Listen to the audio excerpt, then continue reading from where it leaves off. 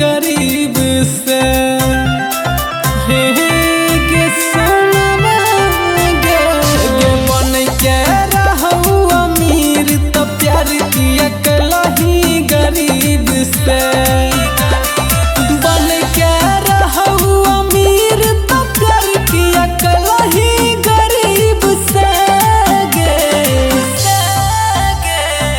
रहू की दुश्मनी तोरा आई बदनसीब से।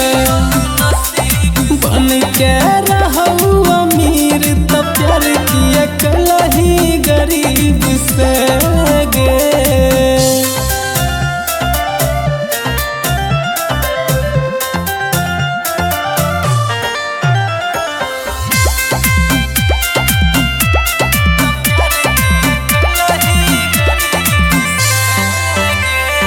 मतलब क्या दिल लगी रहो, मतलब क्या रहो प्यार गे।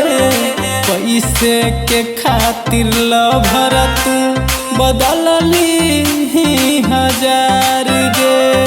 जो हो बेवफा गे आगे मतलब क्या दिल लगी रहो, मतलब क्या रहो प्यार गे।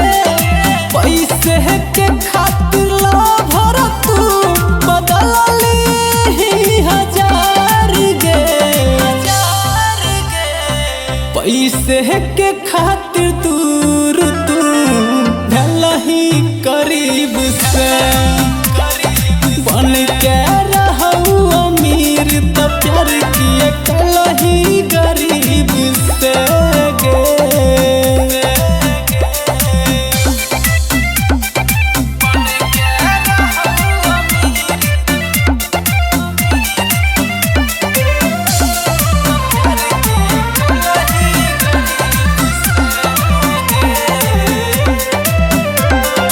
दिलावा हमार तरफ एगो बेवफा के प्यार में छोड़ गल तब रही छो गुड्डू नीतीश के इंतजार में।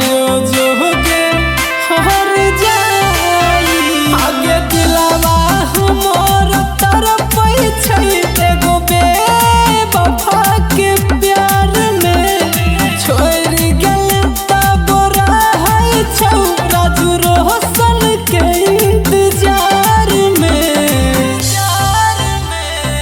आशुतोष आर्यन के होते कोनो खुश नसीब से गे बन के रह